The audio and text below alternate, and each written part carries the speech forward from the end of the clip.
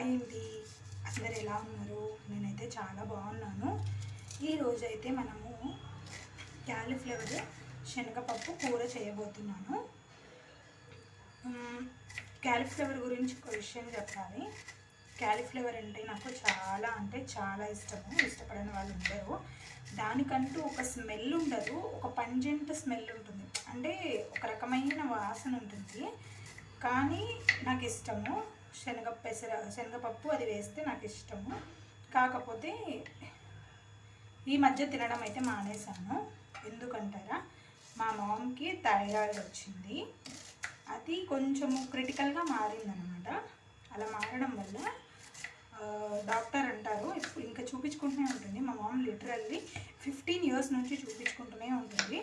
ఇంకా ఒక ఏజ్కి వచ్చాక మా మమ్మీ అన్నారు, వద్దమ్మా, ఎక్కువ క్యాలీఫ్లవర్ తింటున్నారు మీరు, క్యాలీఫ్లవర్ ఎక్కువ తినకండి, నాకు ఇలా థైరాయిడ్ ఉంది కదా, మేబీ పిల్లలకి అలా వచ్చే ఛాన్సెస్ ఉన్నాయేమో, ఎందుకులే అని చెప్పేసి వద్దు అంటూ ఉంటుంది.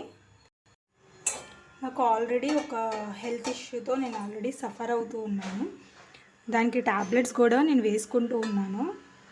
నా వీడియోస్ని చూసేవాళ్ళు అంటే నాకైతే సబ్స్క్రైబర్స్ 15,000 పైననే ఉన్నారు. నేను లిటరల్లీ 2022లో స్టార్ట్ చేశాను యూట్యూబ్ అనేది.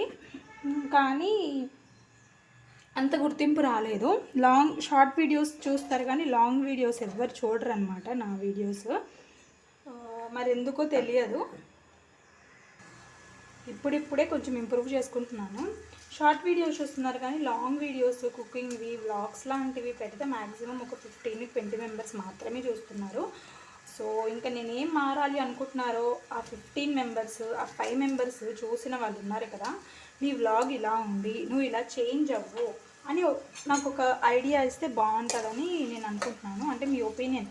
ఇప్పుడు మీరు చాలామంది వ్లాగ్స్, వీడియోస్ చూస్తూ ఉంటారు కదా, నువ్వు కూడా ఇలా ట్రై చెయ్యి, నీది కూడా సక్సెస్ అవుతుంది అని ఎవరైనా టిప్ ఇస్తే బాగుండని నేను అనుకుంటున్నాను. అండ్ ఇంకా క్యాలీఫ్లవర్ విషయానికి వచ్చేస్తే మా మమ్మీ చూపించుకుంటూ ఉంటారు కదా, సో చెప్తూ ఉంటారంట డాక్టర్, క్యాలీఫ్లవర్, క్యాబేజీ, ఎండు చేపలు ఉంటాయి కదండి, ఎండు చేపలు, ఉప్పు చేపలు, ఏవైతే సముద్రపు చేపలు ఉంటాయో అవి కూడా తినకూడదంట. థైరాయిడ్లో 2 types ఉంటాయి, హైపర్ థైరాయిడ్, హైపోథైరాయిడ్. ఇప్పుడున్న అప్పట్లో మా మమ్మీకి ఉన్నప్పుడు థైరాయిడ్ అని అంటే ఒక సెన్సేషన్ లాగా అనమాట, చాలా పెద్ద హెల్త్ ఇష్యూ అన్నట్టుగా ఉండేదంట. ఇప్పుడు ప్రెజెంట్ షుగర్, బీపీ ఇలాంటివి హెల్త్ ఇష్యూస్గా అది కూడా చూడట్లేదు. నార్మల్ ఇంకా మన లైఫ్ స్టైల్లో అది కూడా ఒక భాగం అయిపోయింది అన్నట్టు చూస్తున్నారు. అలానే థైరాయిడ్ కూడా మారిపోయింది. ఇప్పుడు వస్తున్న డిసీజెస్ పక్షవాతము, హార్ట్ స్ట్రోక్ ఇలాంటివి ఎక్కువ వస్తున్నాయి. ఏంటి వంట చేస్తూ డిసీజెస్ గురించి మాట్లాడుతున్నాను అనుకుంటున్నారా? లిటరల్లీ మా ఫ్యామిలీలో ఎవరికి ఏవే హెల్త్ ఇష్యూస్ ఉన్నాయో నేను కళ్ళారా చూశాను కాబట్టి చెప్తున్నాను అనమాట. లైఫ్ స్టైల్ అయితే అందరిది ఒకే ఉంటుంది. ఇప్పుడు మా అమ్మమ్మ గారు ఉన్నారు, ఆవిడ ఎంత పని చేస్తారంటే అందులో నేను పావు పని కూడా చేయలేను. వర్షంలో అయినా ఎండలో అయినా అలానే తిరిగిద్ది. కాళ్ళు నీళ్ళలో ఎక్కువ నానితే కుళ్ళిపోతాయి అంటారు కదా, అలా ఉన్నా కానీ తిరిగిద్ది మా అమ్మమ్మ, అంత పని చేసిద్ది. మరి అంత తిరుగుతూ ఉన్న ఆమెకు కూడా పక్షవాతం ఎందుకు వచ్చింది అని అంటే మన ఫుడ్ హ్యాబిట్స్. వీలైతే గార్డెన్స్ ఉంటే గ్రో చేసుకోండి. మాలాగా ఇప్పుడు అద్దెళ్ళలో ఉన్న వాళ్ళకైతే వీలు కాదు కాబట్టి తినేది ఏదో హెల్తీగా తినండి. అవుట్ సైడ్ ఫుడ్ అనేది చాలా వరకు ఇగ్నోర్ చేసుకోండి. నేను డైలీ ఒక్కొక్క వీడియోలో ఒక్కొక్కటి టాపిక్ చెప్తూ ఉంటాను. ఇప్పుడు ఈరోజు థైరాయిడ్ గురించి చెప్పాను.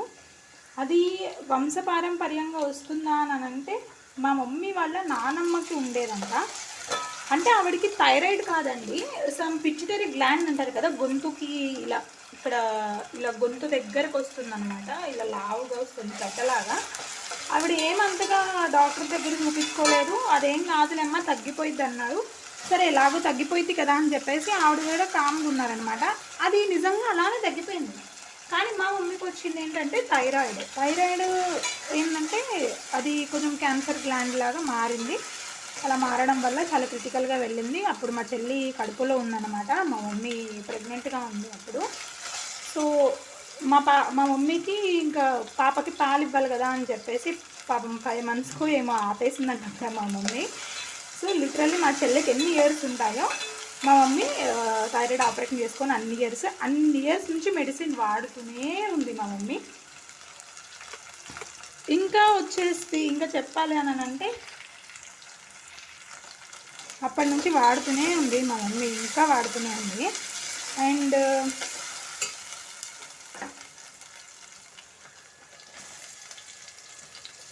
అందుకనే మాకు కూడా ఎక్కువ క్యాలీఫ్లవర్ క్యాబేజీ తినదు.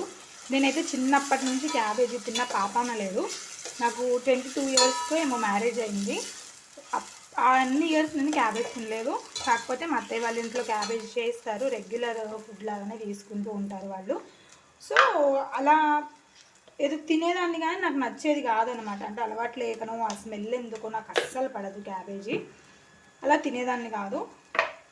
ఇప్పుడు థైరాయిడ్ గురించి ఎందుకు చెప్తున్నాను అంటే ఇప్పుడు చాలామందికి ఉంది థైరాయిడ్. అది రావడం వల్ల ఇప్పుడు ప్రెజెంట్ మనం తీసుకుంటున్న ఫుడ్ వల్ల పీసీఓడీస్ అని చెప్పేసి పిల్లలు పుట్టకపోవడము ఇలా చాలా ఇబ్బందులు పడుతూ ఉన్నారు. మా కజిన్ ఒక ఆమె చాలా బాధపడింది పీసీఓడి వల్ల. లిటరల్లీ 2 years నుంచి వాళ్ళు కావాలనుకొని ట్రై చేస్తుంటే అప్పుడు పుట్టిందనమాట.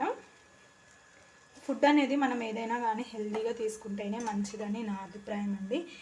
ఇలా నాలాగా ఎంతమంది ఫుడ్ గురించి కేర్ తీసుకుంటారు అని అంటే, నేను మరీ ఫుడ్ మొత్తం ఇప్పుడు కేర్ తీసుకుంటాను, ఏం తినకుండా ఏమి ఉండను అని ఏం లేదు. నేను కూడా జంక్ ఫుడ్ తింటాను, అప్పుడప్పుడు తింటాను. బట్ అది కూడా మ్యాక్సిమం ఇంట్లోనే కుక్ చేసుకుని తినేలాగా చూస్తాను నేను. సో మ్యాక్సిమం ఇంట్లోనే తినేలాగా ట్రై చేస్తాను. ఎప్పుడైనా ఇంకా వీలు కాలేదు, కొంచెం హెల్త్ బాగాలేదు అన్నప్పుడు మాత్రమే నేను తింటాను, బయటది తెప్పించుకుంటాను ఎప్పుడైనా తినాలి అనిపిస్తేనే. మీరు నమ్ముతారో లేదో, నేను ప్రెగ్నెన్సీ టైంలో సోడా కానీ బయట చిప్స్ కానీ ప్యాక్డ్ ఐటమ్స్ అసలు ఏవి తినలేదు. అండ్ ఇంకొక హెల్త్ బెనిఫిట్ ఏంటంటే డైలీ పొమగ్రనేట్ ఒకటి డ్రై ఫ్రూట్స్ తీసుకునేదాన్ని. లాక్డౌన్లో ఉన్నా కానీ మా వారే చూసుకున్నారు. మా అత్తయ్య వాళ్ళ ఇంట్లో ఉన్నాం మేము అప్పుడు. అయినా కానీ మా వారు చూసుకున్నారని ఎందుకు అంటున్నాను అంటే లిటరల్లీ ఆయనే ఒలిచి తిను అని వెంటపడేవాళ్ళు అనమాట. సో ఇంకా చేసింది చెప్పుకోవడంలో తప్పేం లేదు కదా. మా మమ్మీ వాళ్ళ ఇంటికి వెళ్దాం అనుకుంటే లాక్డౌన్ అసలు కుదరలేదన్నమాట అప్పుడు.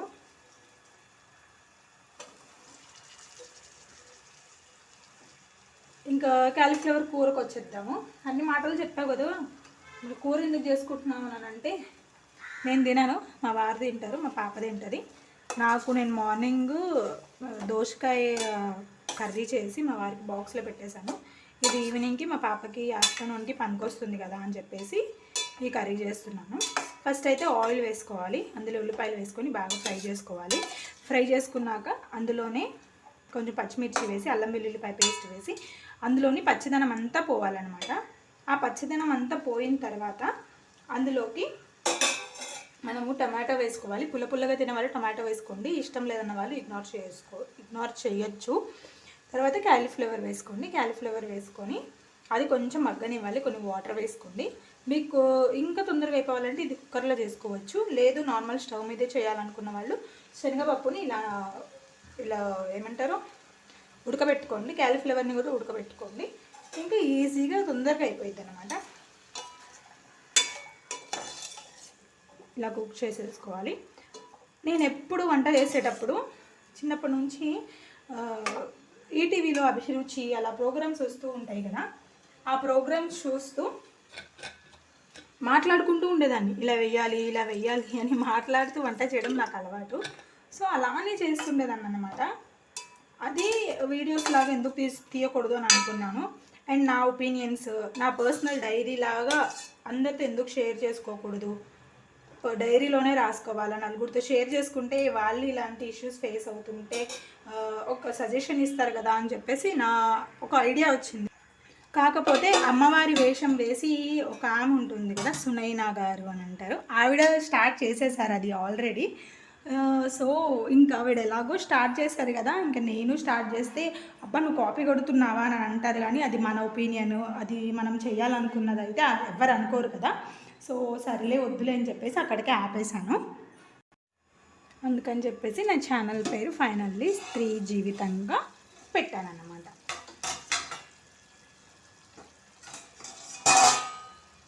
Cooking videos పెట్టాలనుకున్నాను. నేను అంత పెద్ద కుక్ చేసే ఆమె కాదు, నార్మల్లీ ఇంట్లో మిడిల్ క్లాస్లో ఎవరు ఎలా కుక్ చేస్తారో అలానే కుక్ చేస్తాను.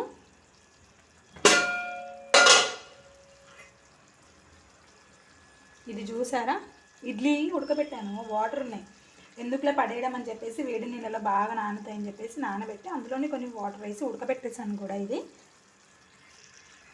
చాలామంది పప్పు ఉడకబెట్టేటప్పుడు చేసే ఒక తప్పు ఏంటంటే ఉడికాక అందులో నురగలాగా వస్తుంది, వైట్ షాంపూ నురగలాగా వస్తుంది. దాన్ని ఏం చేస్తామనంటే మంచిదేమో, అది ప్రోటీన్ ఏమో అని చెప్పేసి పడేయకుండా వేస్తారు. కానీ మన అమ్మమ్మ వాళ్ళందరూ ఏం చేస్తారంటే పప్పు ఉడికేటప్పుడు అప్పుడు కుక్కర్లు లేవు కదా, మొత్తం మట్టి కుండలు అలా పాత్రలే కాబట్టి అందులో చక్కగా పైన వస్తుంది కదా, ఆ నురగని తీసేస్తారు. అది తినడం వల్ల ఏమవుద్దంటే మన బాడీలో యూరిక్ యాసిడ్ అనేది ఎక్కువగా ఫామ్ అవుద్దంట.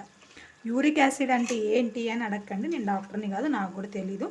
నేను కూడా కొన్ని చూశాను, కొన్ని డాక్టర్స్ చెప్పేవి ఇంటర్వ్యూస్ అనేవి వింటూ ఉంటాను కాబట్టి మీతో షేర్ చేసుకుంటున్నాను. ఆ యూరిక్ యాసిడ్ కూడా అలా ఫామ్ అవుతుంది కాబట్టి చక్కగా తినకుండా అది పడేయండి. అలా పడేయడం వల్ల మీ హెల్త్ అనేది నీట్గా ఉంటుంది. యూరిక్ యాసిడ్ వల్ల మళ్ళీ వచ్చే ప్రాబ్లమ్స్ ఏంటి అని అంటే యూరిన్ అనేది అసలు ఆగదనమాట, కంటిన్యూస్గా వాష్రూమ్కి వెళ్ళాల్సి వస్తుంది. పర్సనల్లీ లేడీస్ ఎక్కడికైనా వెళ్ళాల్సిన అవసరం ఉంటుంది, అలాంటప్పుడు ఎలా వెళ్తారు చెప్పండి, చాలా ఇబ్బందిగా ఉంటుంది కదా. సో యూరిక్ యాసిడ్ ఎక్కువగా యూరిన్ వస్తూ ఉంటుందంట అని, యూరిన్కి వెళ్ళేటప్పుడు మంటగా ఉంటుందంట, యూరిన్ అర్జెంటుగా వచ్చేస్తున్నట్టు అనిపిస్తూ ఉంటుందంట అని చెప్పేసి ఒక డాక్టర్ గారు చెప్పారు. సో నేను మీతో షేర్ చేసుకుంటున్నాను. ఇప్పుడు నేను ఇందులో ఉడకబెట్టుకున్న శనగపప్పు కూడా వేసేసాను కదా, అందులోనే కొంచెం కారం కూడా వేసాను.